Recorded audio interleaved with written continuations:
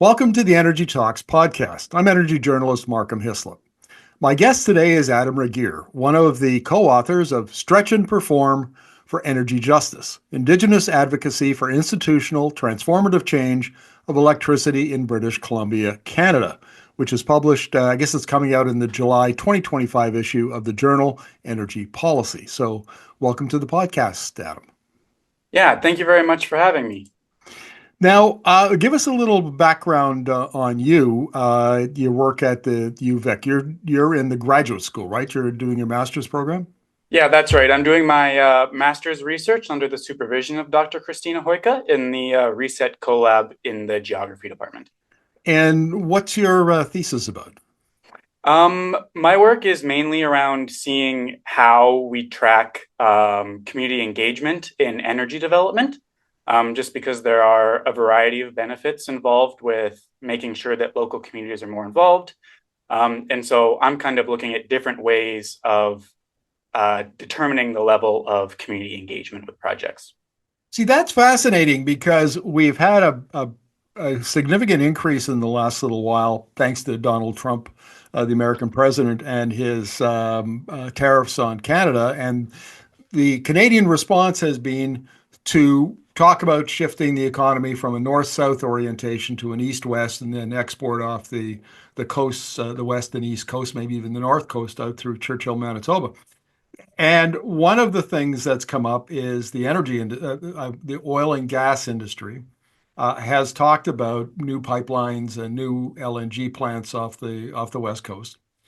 And in the past, like the Trans Mountain expansion, the Coastal GasLink pipelines, those have been very, very contentious, and Indigenous communities have been leading the charge and the opposition. Is your work coming out of that experience with previous oil and gas projects? Well, our work is obviously we did research with First Nations in British Columbia, specifically on energy. And of course, their experiences historically with energy companies and the government and crown corporations do inform their experience, and it informs kind of their motivations for how they engage specifically with the clean energy economy. So there is a connection there, yes. Right. And in Section 35 of the Canadian Constitution, there is an obligation for the government to consult with Aboriginal peoples, I think is the way it's framed. And that's proven to be a very difficult thing for governments and corporations to undertake. Generally, I think it's agreed that the government, probably for financial reasons, but maybe because they just knew it was going to be difficult, have kind of outsourced that to the companies. And the companies have not done a very good job of it. We saw Northern Gateway Pipeline essentially founder on poor consultations with Indigenous communities. Trans Mountain expansion that was taken to the Supreme Court, which then overturned the approval because consultations had been done so poorly, ordered the government to go back and redo it. So I would imagine there's a fair amount of consternation in the First Nations world about how energy projects are undertaken, and is that reflected in the kind of conversations you've been having with them? Yeah, absolutely. And so when a lot of these communities are talking about renewable energy, the communities that we interacted with, they really see renewable energy as potentially challenging kind of the legacies that they're experiencing in this settler colonial system. And they're really seeing it as a form of economic development that has more limited environmental and health impacts relative to kind of the previous economic opportunities that have been provided to them through things like pipelines is one that's come up. Yeah. Right. I mean, and the those First Nations who are located near urban centers, and I'm thinking, the lower mainland of British Columbia, in the interior around Kelowna, for example, Penticton, they have far more opportunities. But if you're talking about First Nations that are located in the northern part of the province, where the opportunities are far more limited, might be just forestry or mining, might be their only opportunities. They they have not been embraced by industry historically. A little better lately, probably one could argue, but historically not. And so they must be determined that this time around, if there's going to be an expansion of renewable energy that and something that's well suited to their situation, they're just not going to be left behind this time. Is there a sense of that? Yeah, absolutely. And I mean, when it comes to things like electricity, in the province of British Columbia, right, electricity is dominated by the monopoly BC Hydro. And First Nations have kind of seen that when it comes to electricity, their interactions with BC Hydro aren't necessarily exactly what they'd hoped for. And so they see kind of BC Hydro in its current iteration as kind of limiting and putting up barriers to First Nations being able to work towards their desired future when it comes to the clean energy economy. Like long term, we know that First Nations have seen kind of the large scale hydro projects be built on their territory, and not necessarily see the benefits manifesting in the way they would have liked to. Communities who have been looking into developing projects have had partners pull out at the last minute. Communities that have been trying to put together renewable energy projects through BC Hydro's calls for power, or kind of their standing offer program, have kind of seen those opportunities dry up as kind of government priorities change and they get rid of those programs and policies. And even communities that feel like they have kind of good rapport with BC Hydro see that they describe there being a lot of red tape, getting bounced around all these different departments. I think one person kind of described it as having 10,000 micro conversations before you can have the necessary macro conversation that they want to have when it comes to getting engaged in energy. Yeah, this is utilities are they have an engineering culture as a rule. I mean, they see their job as keeping the lights on at a low cost and being prepared for all eventualities, storms or whatever the reliability, I guess, is what I'm getting at. And this whole idea of having to go out and talk to communities and take their views into account is kind of a foreign concept to them. They're not very good at it. And it's not just BC Hydro, trust me. It's across the board in the United States and Canada. Uh, and I can see the point where First Nations would, the utility looks at them as just another stakeholder. And they've got very rudimentary processes for doing that. And it's almost kind of like, okay, we're going to go away and engineer this project and whatever. And by the time, just before we go to the regulator, the BC Public Utilities Commission, then we'll consult with you. And what we really want is you to put your rubber stamp on it. And if we have to, we'll make some concessions. But it's kind of after the fact, after the project's all designed and so on. And that's got to be frustrating for communities who are affected by that project. Yeah, absolutely. And so in our paper, we kind of present these 6 different models of kind of alternative energy governance that have been developed by kind of a coalition of First Nations in the province and kind of related Indigenous organizations. And those 6 models are kind of ranked from conformative to transformative. And conformative approaches are very much kind of what you described. And so these are approaches to improving Indigenous involvement in the clean energy economies, in ways that really work within the existing system and regulatory structures. So it's improving First Nations inclusion in the current system. And so that kind of leads to incremental change, programs that can help First Nations access resources, policy support, developing partnerships with kind of existing companies and that kind of thing. And that's a good step, and it's necessary, and it is happening in the province on some level.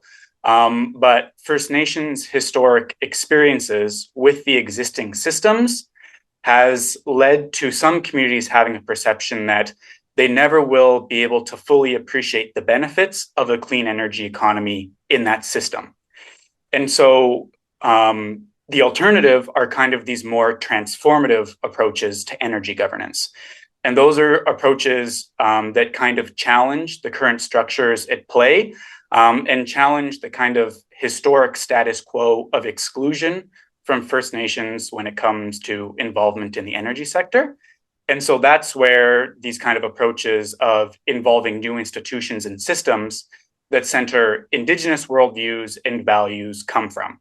And so that looks at things like structural reform to focus more on justice, relational and regional place-based solutions, because the hope is that First Nations are going to be able to participate in the clean energy economy, not just as participants, but as leaders and decision makers. So we have two models here, if I understand this correctly. Conformative, which is basically here's the process and we'll let you into it, versus transformative, where we change institutions and processes, and Indigenous communities play a very different role in it. Do I understand that correctly? So we actually identified 6 different models, but they exist on a spectrum from conformative to transformative. Oh, I see. Okay. So, yeah, on the more conformative side, you kind of have approaches that have been ongoing in the province recently, kind of capacity building programs that are giving First Nations increased resources and skills to kind of get involved in the clean energy economy. But then on kind of the far end of that spectrum, you have an approach like what we call a regional vertically integrated power authority, which could basically see a First Nation or a group of First Nations functionally providing all of the services related with electricity generation, transmission, and distribution in place of BC Hydro, maybe in a certain geographical area of the province. I want to run something past you before we get back into the meat of your article. Yeah. And that is, I started working with Saskatchewan First Nations back in the 1990s. And one of the maxims of the development, economic development officers at the time and the chiefs, and I hear it echo today, is don't come to us after you've already done the project design and you've got everything settled and you're just coming to inform us. Partner with us at the beginning, build a relationship with our the nation, the communities, and so on, and then we'll do this project with you and be good partners for you. Mm-hmm. And where does that kind of mindset play into your analysis and what the First Nations communities are telling you? Yeah, the kind of approach you described where companies or a government will develop a project and then bring it to communities after is described kind of in discussion around energy as the decide, announce, defend model. And so that sees companies or developers put together their project, decide where it's going to go, decide what it's going to look like, announce it, and then defend it from communities that are going to be impacted by it or feel as though they're not receiving the necessary level of benefits from it. And so, obviously, the hope is that when it comes to like the ideal is the opposite, in which that project is being decided upon not just by a primary developer, but by all of the relevant stakeholders and rights holders in that process. And of course, in British Columbia, where the vast majority of these projects are going to be taking place on the traditional territories of Indigenous nations, Indigenous nations need to be involved from the get-go in deciding what that project looks like. And it should be reflecting their hopes and desires as well as the pragmatic needs of the grid. Now, about a year ago, the BC Hydro, and for our American listeners and viewers, we should point out that in Canada, there are 10 provinces and 3 territories. And for the most part, except for Alberta and to some extent Ontario, every province has a government-owned, a crown-owned uh, uh, utility. BC Hydro here, Manitoba Hydro, Sask Power in Saskatchewan, so on and so forth. And basically, that makes 13 little fiefdoms, little separate power grids that are regulated and by a publicly appointed regulator, and then the Crown Corporation, which takes its marching orders in the broad terms from the government. And about a year ago, the BC Hydro brought out its integrated resource plan, and this has been in the works for a couple of years because BC has fairly ambitious climate policy ambitions, and the complaint after the current government current party was first elected in 2017 is they hadn't given BC Hydro enough direction, enough policy direction. And so they came out and part of this integrated resource plan was that they were going to be build no more hydro dams. And we should point out that 96 or 97% of the electricity in BC comes from 32 or 34 hydro dams. They weren't going to build any more after the current one that's under construction, Site C. And what they were going to do was contract out to independent power producers and First Nations communities. And of course, the independent power producers, the IPPs, could partner with First Nations if they so chose. Does that new system that the BC Hydro is talking about, Adam, where does that fit into your analysis? Yeah, and so like what you touched on, British Columbia does have pretty ambitious goals when it comes to decarbonization. And decarbonization through electrification, which involves replacing fossil fuels with electricity. In order for that to be decarbonized, that electricity needs to come from a carbon-free source. And so, in order to meet those goals, like you said, BC Hydro needs a significant amount of renewable electricity. And you're probably aware that when the IRP, the first drafts were coming out, there was a lot of debate about whether or not the amount of power that BC Hydro was predicting it was going to need was actually aligned with the level of decarbonization the province was planning to have. The Pembina Institute put out a really interesting report that suggested that the IRP was actually kind of undershooting how much electricity was actually going to be needed. And so that's kind of what has led to now there's this realization that there's maybe a shortage of renewable energy in the province coming up as we try to decarbonize. And if the province wants to decarbonize, they're going to need to be getting this renewable energy from somewhere. And so the approach that's kind of come out recently, there was a call for power kind of at the end of last year. And that call for power was the first since 2008. And so that meant that between 2008 and very recently, there was little opportunity for IPPs and First Nations to get involved in the clean energy economy. There was a program called the Standing Offer Program that was kind of designed for smaller scale projects, but that was closed in 2019. And so the desire for First Nations to get involved kind of drew out of this identification of this lack of opportunity for First Nations to get involved in renewable energy. And so this recent call for power and this desire for IPPs to be providing electricity to the grid is, it's not entirely out of nowhere. This is an approach that we've seen previously. There had been previous call for power, but the problem was that when it comes to First Nations, those programs and those policies lacked explicit opportunity for First Nations to be involved, which was problematic given kind of the historic uneven impact of energy systems on First Nations who've had their territories developed and not necessarily seen benefits margin or materialize. And so this new approach where we have IPPs, and actually as a part of the call, the one that went out last year, all of the proposed programs had to have some level of First Nation involvement. And the programs that they announced, I believe all of them have at least 51% First Nation ownership, which is absolutely a step in the right direction. And that is one of the models that we identified in this research.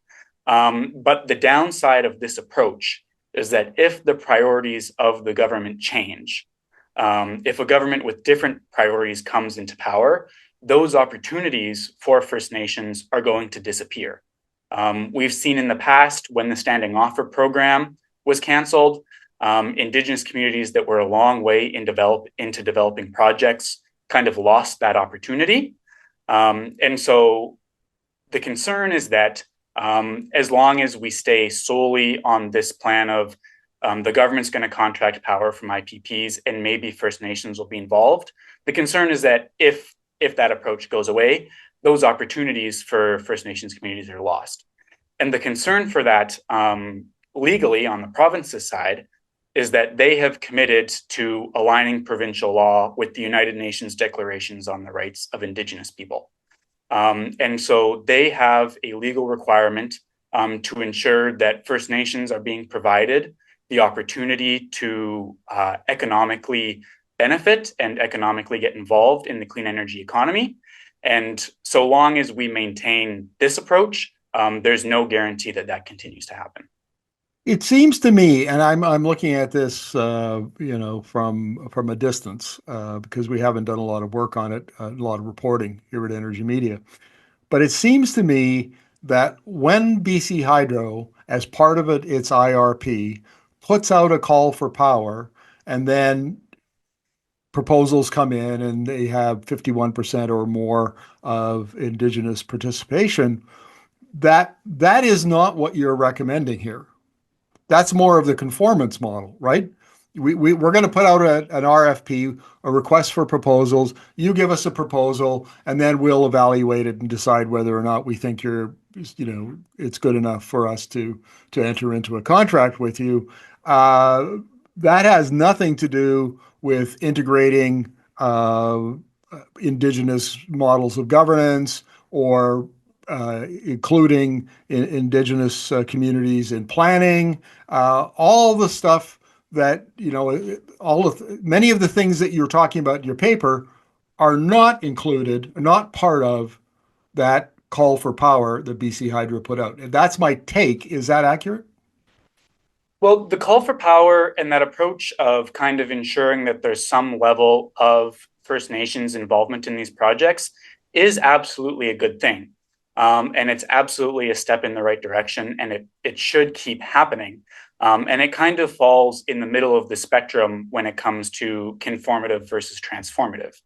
It represents a departure from kind of the status quo of the last 5 years or so, where there's been no opportunity for First Nations involvement. But we also see that, like I said, those benefits aren't necessarily guaranteed long term. Right. And there's a lot of research that shows that First Nations in British Columbia see renewable energy development as a means to achieving objectives very much aligned with the topic of reconciliation and kind of improving their own communities. They see a lot of benefit in being able to produce electricity for their own community, but also using it as a way to generate revenue, right? And so we spoke with participants from First Nations who connect renewable energy development to topics of self-determination and resilience. Having access just in their own communities to reliable energy opens up new opportunities for investments and improvement in their water, food, and shelter systems, improving their transportation and communication systems. And like if they're able to sell that power to the grid, they see this as an avenue to reducing dependence on systems like the government and BC Hydro. There are a lot of communities in British Columbia that are still on diesel. They're in non-integrated areas. The BC Hydro grid has never been brought to their communities, and they spend a lot of money on diesel. We spoke with one community that had these stories of their unreliable diesel systems are very expensive, and sometimes they have to take money from other important services in their community, like education, improving housing, to maintain this diesel system. And so allowing more opportunities for renewable energy development allows them to kind of put that behind them, reduce their spending on energy, bring in this revenue that's going to allow them to build their economy, but also contribute to their social and community, their sense of community by helping reinforce their language, sharing their history and culture. And all of these are critical steps for working towards reconciliation. But if there's always kind of this thought in the back of the mind that this could go away, that opportunity is never going to be able to be fully realized. Sure, fair enough. Um, One question I have arises around the discussion of a separate First Nation utility. And you alluded to this earlier when you said that, the Indigenous communities want to be, in some ways free of BC Hydro. And does your paper at all discuss the potential around a First Nation or maybe many First Nation utilities? Because, it's not unusual to have co-ops or community-owned utilities. That's commonplace throughout North America. So is there any place in the paper for that?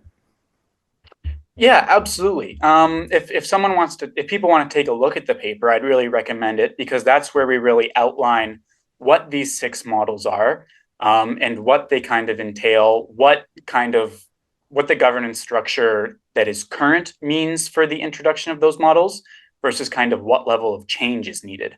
And there are kind of a lot of different options when it comes to the development of a First Nations power authority. And that's important because energy development is needs to be so tailored to the community that's going to be involved.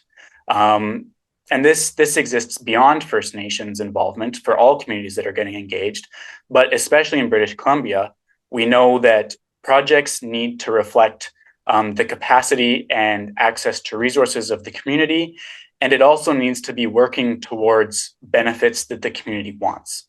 And so there are approaches that are just maybe a First Nation or a collection of First Nations develops and owns just a portion of a transmission system, either to one geographical region or to a specific large scale consumer. There are a lot of mines up north. There's a lot of potential for kind of industrial development that's going to need access to electricity. And if those transmission lines are passing through the traditional territories of a First Nation, well, then maybe just even kind of having access to owning that, being provided that opportunity is a big benefit. But then, of course, you have a whole variety of other opportunities, things similar to kind of what we see under the call for power, all the way up to the more dramatic kind of seeing a First Nations owned power authority replace BC Hydro in a certain context.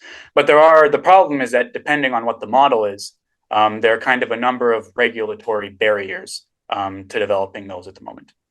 Yeah, that doesn't surprise me at all. I want to ask you something that's related to electricity, but not exclusive to electricity, and that is on the oil and gas side. There, like on March 19th, the 14 oil and gas CEOs, including four pipeline executives, signed a letter. And one of the things they demanded, it was an open letter to the political leaders of the political parties, because, for non-Canadians who are watching and listening, we're in the middle of a national election.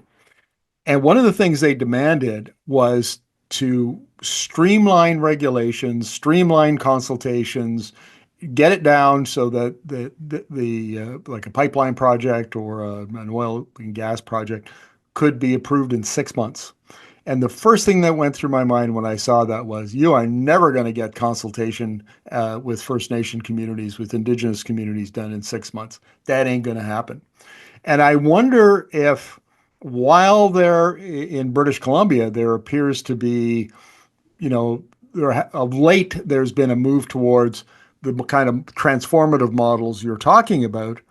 Now, all of a sudden, we have, this urgency thanks to President Trump's tariffs and the need to do some change our economy in somewhat. And even BC Premier David Eby said, yeah, we'll consider a pipeline. So is there has the pressure from government, is there a potential for doing a little pivot, maybe backwards, because of the stuff we've been going through the last 3 months? I think that's hard to speak to from my perspective. This research has kind of been ongoing since 2000, 2001, 2000, not 2001, 2021 and 2022. And obviously, there was a very different political context at that time. And so it's not necessarily something that the communities we spoke to brought up. But I will say, based on the experiences of communities historically that they've shared with us, um, they might feel that kind of a disregard for consultation with them has been the status quo. And while there might have been some change recently, I would say that, like I said, it's tough to speak to from the perspective of this paper. But well, I appreciate that you're suggesting that there's this opportunity for maybe there to be a desire for flexibility on this. It's hard to say. Maybe, yeah, it's tough for me to speak to that just because from the perspective of the paper, it wasn't something that we considered at the time. I should point out that it wasn't so much an opportunity to be flexible because that suggests that I actually support what the CEOs were asking for, and I Yeah, don't. I yeah. don't. I think that I thought it was a bad idea, and I've done a couple of energy shows about that letter specifically, and they want to go backwards because it's in their best interest to have the least amount of red tape possible. And quite often, while you can streamline processes and make them more efficient, very often there's a very good reason for having red tape. There are interests that have to be accommodated. There are things that have to be discussed before big projects take place. Um, I want to wrap up our interview with this question, Adam, and that is the idea of capacity building, because this was a big issue. I mentioned 30 years ago, I worked with First Nations in Saskatchewan, and capacity building was a huge issue at that time because they simply didn't have a lot of capacity. So if there was a mine proposed, if there was some other kind of development, forestry, let's say, the community didn't have the kinds of technical expertise and resources that it could marshal to do its own environmental assessment or comment. And so therefore they had to bring in consultants, and then that cost a lot of money. And the consultants would leave afterwards, and there was, very little training that had gone on. They didn't leave any capacity behind them. And so that issue has been around for a long time. Are we any better at it now? Um, I think a lot of communities, a lot of First Nations communities have been working to kind of build their capacity. Their organizations, one that jumps to mind is the Coastal First Nations Great Bear Initiative, which has worked for a long time to kind of build the capacity of First Nations in the province to get engaged with the clean energy economy. And this is things like providing networking opportunities, knowledge building, skill building, that kind of thing. And they started relatively small scale, really only working with First Nations on the coast, coastal First Nations.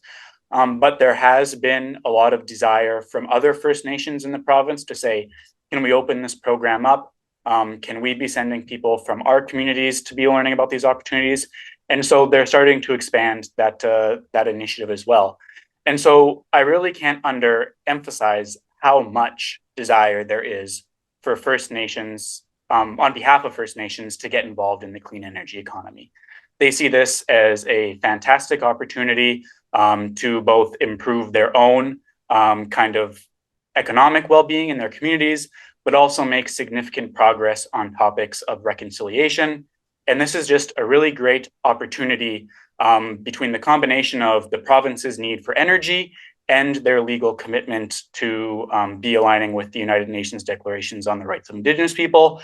There's a really great opportunity to make that happen. But there has to be an awareness of the First Nations historic experience. And we need to be providing, or these models represent kind of a way to overcome those historic barriers that are very much informed by both First Nations motivations and what their hopes are for this getting engaged in the clean energy economy. And it's also very informed by their previous experiences with all forms of economic development, but especially BC Hydro and the BC government. Adam, thank you very much for this. This has been very insightful, and I think I know a little bit more now about the topic than I did before we started. So thank you very much. Yeah, thanks so much. I'm really thrilled to have this opportunity to kind of talk about this a little bit more widely. And I just like to take a moment to kind of thank CEBC and the New Relationship Trust for supporting this research, and to NRCan for funding. And the most important people to thank are obviously all the individuals who directly participated in our research from First Nations across the province.